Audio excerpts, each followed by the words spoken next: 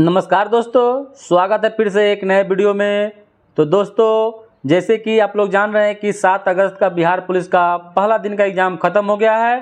तो अब 11 तारीख को दूसरा दिन एग्ज़ाम है। तो दोस्तों, आज हम लोग उसी के आधार पर देखेंगे, साइंस का प्रश्न देखेंगे, विज्ञान, भौतिक विज्ञान देखेंगे, जो 2002 से लेकर 2022-23 तक जितने भी एग्ज़ाम बिहार पुलिस, बिहार मद्य निषेध, फायरमैन इत्यादि में जो एग्जाम में यह प्रश्न पूछे गए हैं फिजिक्स के, उसी का हम लोग आज क्वेश्चन बैंक देखेंगे।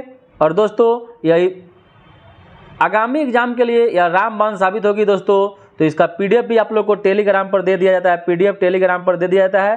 तो आप लोग टेलीग्राम से भी ज्वाइन हो जाइए। और चलिए इस वीडियो को शुरू करते हैं, और इस वीडियो को अंत तक जरूर देखिएगा दोस्तों, क्योंकि आप तैयारी कर रहे हैं तो किसी भी वीडियो को थोड़ा देखकर नहीं छोड़ दीजिएगा दोस्तों, क्योंकि आप थोड़ा देखिएगा तो क्या समझ में आएगा। पूरा देखिए और पूरा क्वेश्चन को देखिए कि क्या क्या क्वेश्चन इसमें से पूछा हुआ है दोस्तों। तो चलिए दोस्तों, शुरू करते हैं आज का पहला प्रश्न। चलिए इसको थोड़ा बड़ा कर दिया जाए। पहला प्रश्न है कि किस उपकरण के उपयोग से किसी तरल पदार्थ के विशिष्ट घनत्व को मापा जाता है। किस उपकरण के उपयोग से किसी तरल पदार्थ के विशिष्ट घनत्व को मापा जाता है। तो विशिष्ट घनत्व हाइड्रोमीटर के द्वारा मापा जाता है। हाइड्रोमीटर के द्वारा अपेक्षिक घनत्व जो पढ़े हुए हैं, विशिष्ट घनत्व, अपेक्षिक घनत्व हाइड्रोमीटर के द्वारा मापा जाता है, जबकि हाइग्रोमीटर के द्वारा अपेक्षित आर्द्रता मापा जाता है। याद रखिएगा दोस्तों, ऑप्शन नंबर 20 का सही उत्तर हो जाएगा। चलिए इसके बारे में कुछ दिया हुआ है, जैसे फोनोमीटर से ध्वनि की तीव्रता मापते हैं, हाइड्रोमीटर से तरल पदार्थ का विशिष्ट घनत्व मापते हैं, आयमीटर से विद्युत धारा मापते हैं, और हाइग्रोमीटर से वायुमंडल की आर्द्रता मापते हैं। नेक्स्ट प्रश्न है कि निम्न से कौन सा ऊर्जा का मात्रक नहीं है। ऊर्जा का मात्रक जो इसमें से हो जाएगा, यह हो जाएगा किलोवाट, जो हो जाएगा यह शक्ति का मात्रक है, जबकि किलोवाट घंटा, न्यूटन मीटर और जूल यह सब क्या है, ऊर्जा का मात्रक है। तो इसका ऑप्शन नंबर जो हो जाएगा ए ही सही हो जाएगा, क्योंकि किलोवाट घंटा, जूल और न्यूटन मीटर ऊर्जा के विभिन्न मात्रक हैं, जबकि किलोवाट पावर यानी शक्ति का मात्रक है, न कि ऊर्जा का। एक जूल जो होता है 1 न्यूटन गुना 1 मीटर, यानी 1 न्यूटन मीटर को 1 जूल के नाम से जानते हैं। और जूल ऊर्जा अथवा कार्य का ऐसा ही मात्रक होता है। जूल जो है ऊर्जा अथवा कार्य का ऐसा ही मात्रक होता है। और ऊर्जा की किलोवाट घंटा इकाई को विद्युत ऊर्जा की खपत की या मात्रा के मापन हेतु प्रयोग किया जाता है। बिजली बिलों में इसे प्रायः यूनिट के रूप में दर्शाया जाता है। नेक्स्ट प्रश्न है कि 1 जूल बराबर होता है। तो जो 1 जूल होता है वो 1 न्यूटन मीटर के बराबर होता है।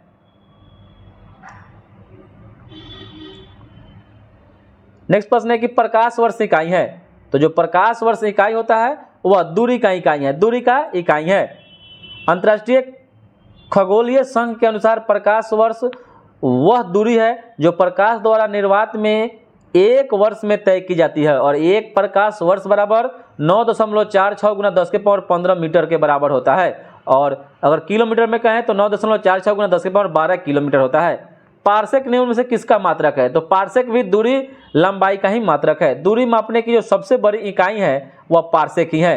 1 पार्सेक बराबर 3.08 गुना 10 के पावर 16 मीटर या 3.26 प्रकाश वर्ष के बराबर होता है। इसमें से बताना है कि विषम जो ज्ञात करना है, विषम वोल्ट मीटर, आमीटर, गैल्वेनोमीटर। तो इसमें से वोल्ट मीटर से क्या मापते हैं, विभव मापते हैं, आमीटर से धारा, गैल्वेनोमीटर से प्रतिरोध मापते हैं, इससे भी धारा मापते हैं। तो बहुत ही कम धारा को गैल्वेनोमीटर से मापा जाता है। तो यह हो जाएगा अल्टीमीटर हो जाएगा, इससे ऊंचाई मापते हैं दोस्तों। चलिए इसका देख लेते हैं। जैसे आमीटर, वोल्ट मीटर का उपयोग हम विभवांतर मापने के लिए करते हैं। आमीटर किसी परिपथ की किसी शाखा में प्रवाहित होने वाली विद्युत धारा को मापने वाला यंत्र है। गैल्वेनोमीटर से किसी परिपथ में धारा की उपस्थिति का पता लगाने के लिए करते हैं। अल्टीमीटर है तो विमान की ऊंचाई मापने के लिए अल्टीमीटर का प्रयोग करते हैं, इसलिए यह विषम हो जाएगा। नेक्स्ट प्रश्न है कि निम्न से कौन अदिश राशि है।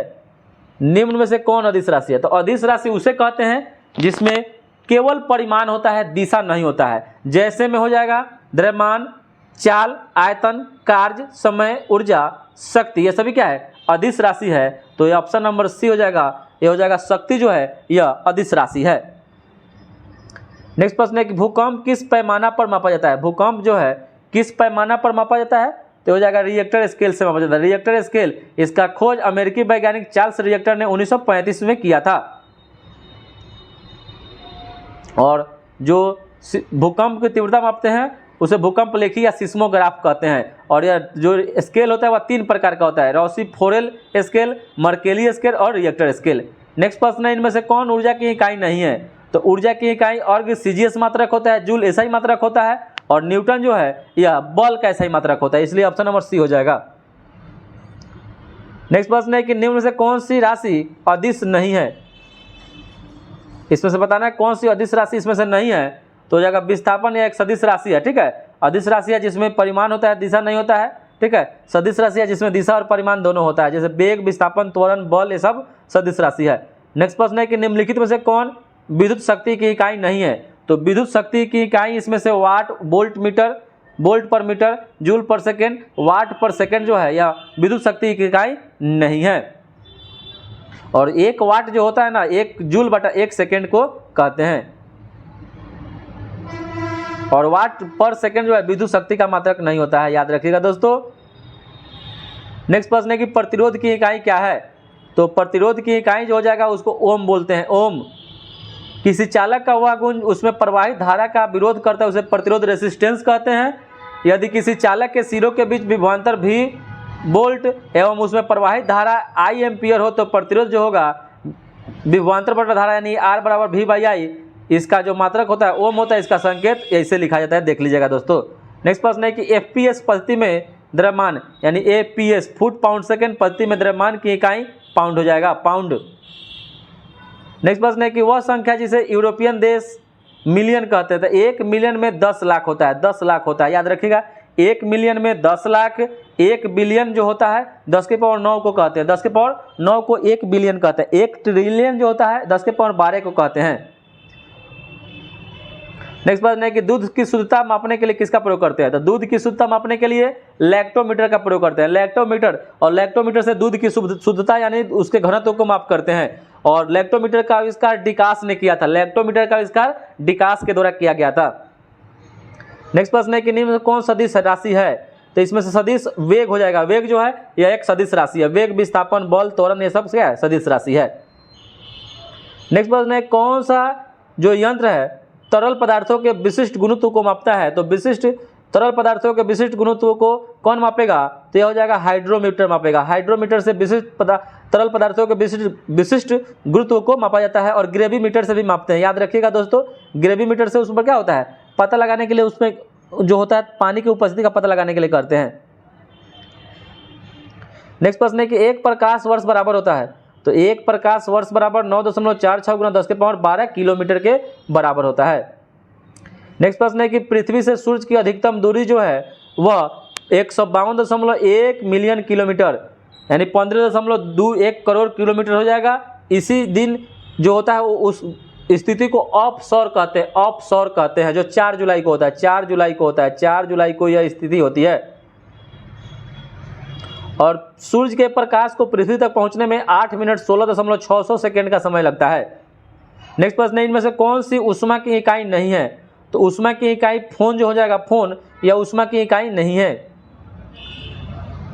नेक्स्ट प्रश्न है कि वायुदाब को मापने वाला यंत्र क्या कहलाता है? वायुदाब को मापने वाला यंत्र को क्या कहते हैं? तो इसको बैरोमीटर कहते हैं। बैरोमीटर का आविष्कार ईट और सेली के द्वारा किया गया था। नेक्स्ट प्रश्न है कि तापमान की इकाई इनमें से कौन नहीं है? तापमान की इकाई इनमें से कौन नहीं है? तो इसका सही उत्तर हो जाएगा कैंडेला। कैंडेला जो हो जाएगा यह प्रकाशीय तीव्रता की मूल इकाई है। नेक्स्ट प्रश्न है कि ओडोमीटर एक उपकरण है जिसके द्वारा मापन किया जाता है। तो ओडोमीटर एक उपकरण है जिसके द्वारा दूरी का मापन किया जाता है। नेक्स्ट प्रश्न है निम्न से कौन सी एक ध्वनि की इकाई है? ध्वनि की इकाई इनमें से कौन हो जाएगा? तो डेसिबल हो जाएगा। डेसिबल एक ध्वनि की इकाई है, डेसिबल एक ध्वनि की इकाई है।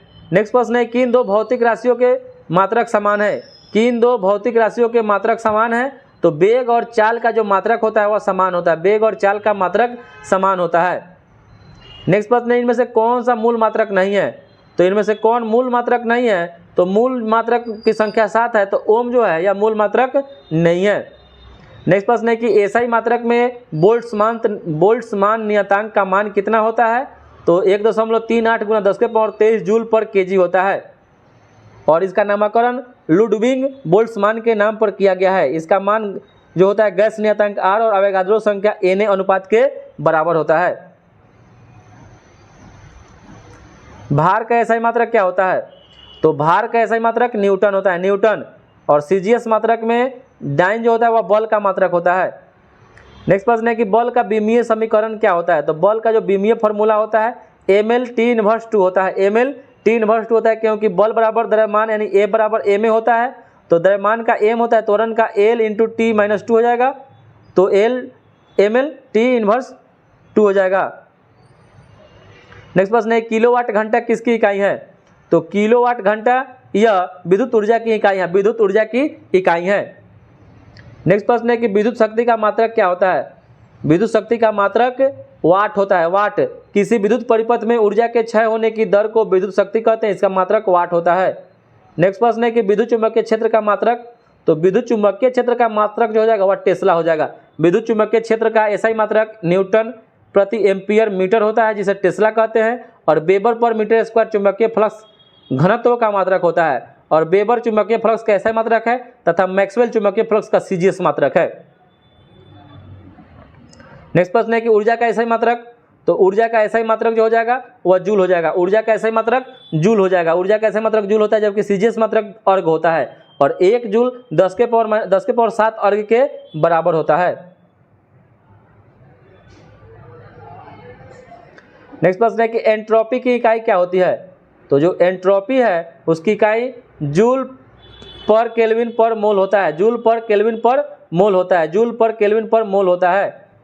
नेक्स्ट प्रश्न है कि दो वेक्टर जिनका मान अलग अलग होता है, तो दो वेक्टर जिनका मान अलग अलग होता है उसका परिणामी शून्य नहीं हो सकता है, ऑप्शन नंबर सी हो जाएगा। नेक्स्ट प्रश्न है किलोवाट घंटा किसकी इकाई है? तो ये हो जाएगा किलोवाट घंटा या ऊर्जा की इकाई है, ऊर्जा की इकाई। किलोवाट घंटा ऊर्जा की इकाई है, ऑप्शन नंबर डी इसका सही उत्तर हो जाएगा, डी हो जाएगा। और त्वरण का एसआई मात्रक मीटर पर सेकेंड स्क्वायर, वेग मीटर पर सेकेंड को कहते हैं, ऊर्जा जूल मात्रक होता है, ऊर्जा का जूल हो जाएगा। और ताप की मापने की इकाई, ताप को मापने की इकाई सेल्सियस होता है, सेल्सियस। इसका आविष्कार एंडर्स सेल्सियस के द्वारा किया गया था। नेक्स्ट प्रश्न है कि भूकंप की प्रबलता मापी जाती है, तो भूकंप की प्रबलता रिएक्टर मापनी द्वारा मापी जाती है। नेक्स्ट प्रश्न है इनमें से कौन सी राशि सदिश है? तो सदिश बताना है, तो यहाँ बल जो हो जाएगा बल, यह एक सदिश, त्वरण भी सदिश, आवेग भी सदिश, जबकि कार्य एक अदिश राशि पूछ रहा है, सदिश नहीं अदिश पूछ रहा है, ऑप्शन नंबर सी हो जाएगा, अदिश हो जाएगा। नेक्स्ट प्रश्न है कि बार किसका मात्रक होता है? तो बार जो होता है वायुमंडलीय दाब का मात्रक होता है, वायुमंडलीय दाब का मात्रक बार होता है। नेक्स्ट प्रश्न है कि सूर्य के प्रकाश को पृथ्वी तक पहुंचने में कितना समय लगता है? तो सूर्य के प्रकाश को पृथ्वी तक पहुंचने में 8 मिनट 16.66 सेकेंड लगता है। और सूर्य के प्रकाश को पृथ्वी तक पहुंचने में 8 मिनट 16.66 सेकेंड लगता है। सूर्य का व्यास 13,92,000 किलोमीटर है, जो पृथ्वी के व्यास का लगभग 110 गुना है। सूर्य हमारी पृथ्वी से 13 लाख गुना बड़ा है और पृथ्वी को सूर्य ताप का 2 अरबवां भाग मिलता है। नेक्स्ट प्रश्न है कि एम्पियर घंटा निम्नलिखित में से किसका मात्रक है? एम्पियर घंटा या आवेश की मात्रा का मात्रक है।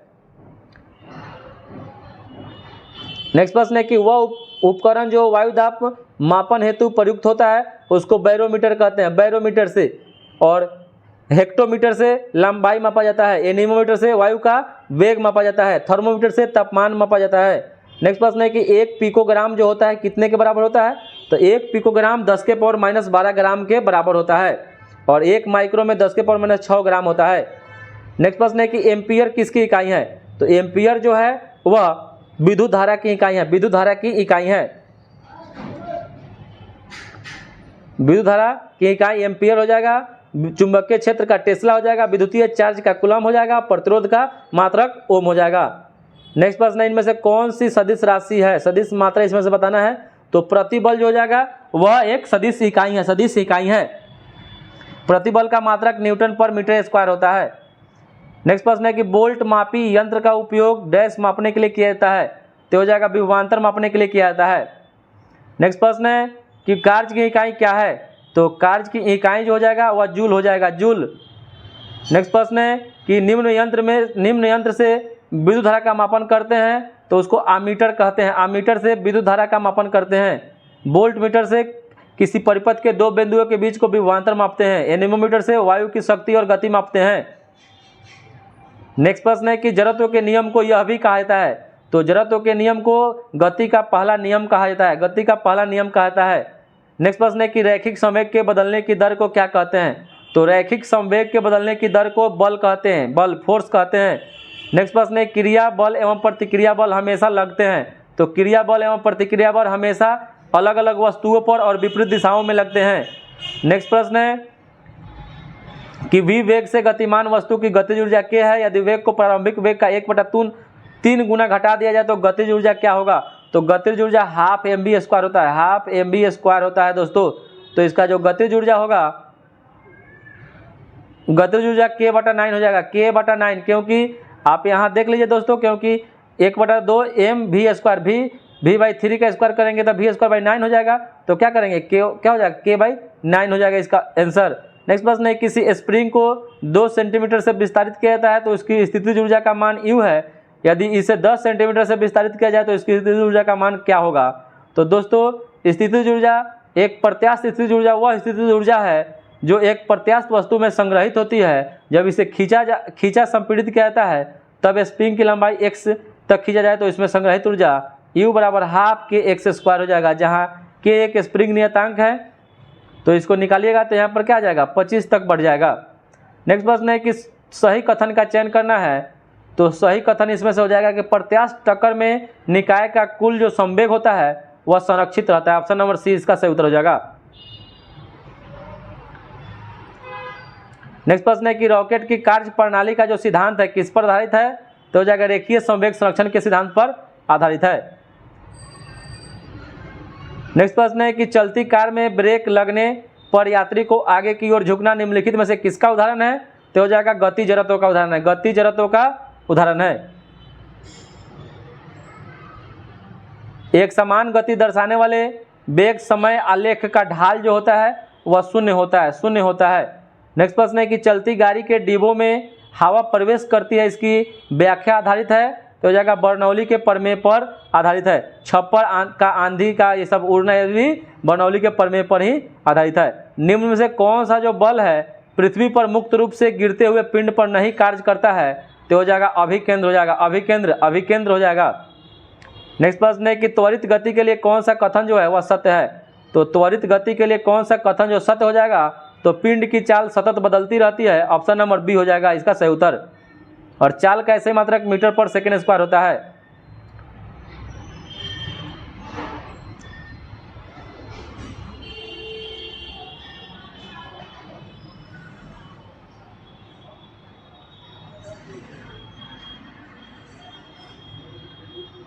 कौन सी भौतिक राशि वस्तु के संवेग और वेग के अनुपात को दर्शाती है। तो हो जाएगा द्रव्यमान दर्शाती है, द्रव्यमान हो जाएगा इसका सही उत्तर। नेक्स्ट प्रश्न है कि न्यूटन का कौन सा गति नियम बल को परिभाषित करता है। तो बल को परिभाषित न्यूटन का पहला नियम करता है, जबकि दूसरे नियम से बल का व्यंजक यानी A = ma प्राप्त होता है।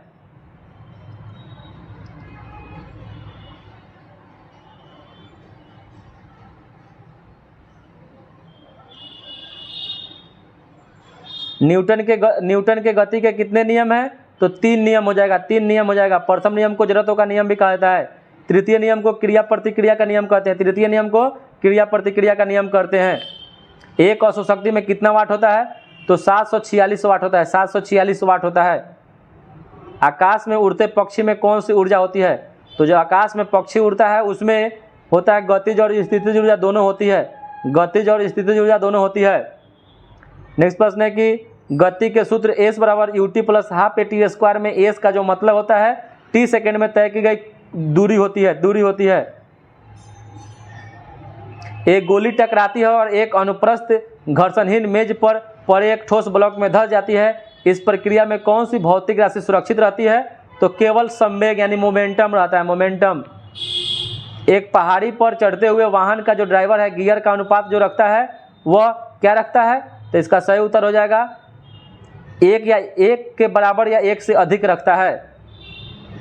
नेक्स्ट प्रश्न है कि एक कार और भरी हुई एक ट्रक रास्ते पर समान गति से चलते हैं। ट्रक से तुलना की जाए तो कार धारण करेगी कम गतिज ऊर्जा धारण करेगी। बांध के जल में कौन सी ऊर्जा संग्रहित होती है? बांध के जल में स्थितिज ऊर्जा संग्रहित होती है। नेक्स्ट प्रश्न है 72 किलोमीटर प्रति घंटा को वेग का अर्थ जो हो जाएगा वह 20 मीटर प्रति सेकंड हो जाएगा। कौन सी भौतिक मात्रा जड़त्व का मापन करती है? तो भौतिक मात्रा जड़त्व का मापन द्रव्यमान करती है। द्रव्यमान करती है। जड़त्व प्रत्येक वस्तु का गुण या प्रवृत्ति है। जड़त्व को वस्तु के द्रव्यमान से मापा जाता है। द्रव्यमान का मात्रक किलोग्राम होता है। भारी वस्तु का जड़त्व किसी हल्की वस्तु से अधिक होती है। नेक्स्ट प्रश्न है कि गतिज ऊर्जा का समीकरण कौन सा होता है? तो गतिज ऊर्जा का समीकरण हाफ के ई के बराबर हाफ mv² हो जाएगा।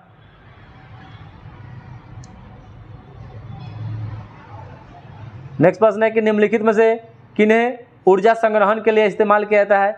तो ऊर्जा संग्रहण के लिए संपीड़ित वायु, स्प्रिंग, बैटरी और संधारित्र सभी का प्रयोग करते हैं। नेक्स्ट प्रश्न है कि समय के साथ वेग में परिवर्तन को क्या कहा जाता है? तो इसको त्वरण कहा जाता है। समय के साथ वेग में परिवर्तन को त्वरण कहा जाता है। त्वरण का ऐसा मात्रक मीटर पर सेकेंड स्क्वायर होता है। अगर समय के साथ वस्तु का वेग घटता है तो उसको त्वरण ऋणात्मक होगा, जिसको मंदन कहा जाता है।